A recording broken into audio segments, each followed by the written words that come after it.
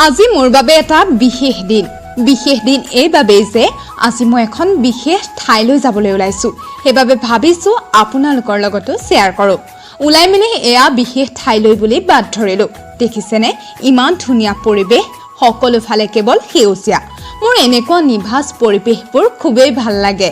যিহেতু আজি এটা নতুন অভিজ্ঞতা বুটলিবলৈ ওলাইছো অলপ ভয় লাগি আছে তথাপিও নিজৰ মনটোক নিজেই বুজনি দি আহি পালোহি ৰজাবাৰী মধ্য ট্ৰাইবেল উচ্চতৰ মাধ্যমিক বিদ্যালয় আৰু বিদ্যালয়খনত সোমোৱাৰ লগে লগে মোক তেওঁলোকে বহিবলৈ দিলে আৰু যিহেতু মোক মধ্য ট্ৰাইবেল উচ্চতৰ মাধ্যমিক বিদ্যালয়ৰ নৱম দশম একাদশ আৰু দ্বাদশ শ্ৰেণীৰ বিশেষ কেইটামান বিষয়ৰ ওপৰত ছাত্ৰ-ছাত্ৰীসকলৰ লগত আলোচনা কৰিবলৈ গেষ্ট লেকচাৰ হিচাপে নিমন্ত্ৰণ জনাইছিল আৰু তাৰ বাবেই মই মধ্য ট্ৰাইবেল উচ্চতৰ মাধ্যমিক বিদ্যালয়ত গৈ উপস্থিত হৈছিলোঁ আৰু তাৰ পাছতেই নৱম শ্ৰেণীৰ ছাত্ৰ-ছাত্ৰীসকলক ক্লাছৰুমত বহাই তেওঁলোকৰ আগত মোক চিনাকি কৰাই দিছিল আৰু ছাত্ৰ-ছাত্ৰীসকলক মই যি জানো বা তেওঁলোকক যি বিষয়ৰ ওপৰত মোক শিকাবলৈ মাতিছিল তাৰ সন্দৰ্ভত তেওঁলোকৰ লগত কথা পাতিলোঁ আৰু তেনেদৰেই দশম একাদশ আৰু দ্বাদশ শ্ৰেণীৰ ছাত্ৰ-ছাত্ৰীসকলৰ লগতো আলোচনা কৰিলোঁ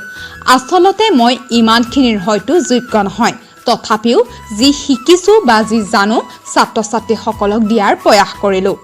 আৰু মোক ইমানখিনি সুযোগ দিয়াৰ বাবে পোনপ্ৰথমে মোৰ শিক্ষাগুৰু প্ৰাচুৰ্য ছাৰলৈ বহুত বেছি ধন্যবাদ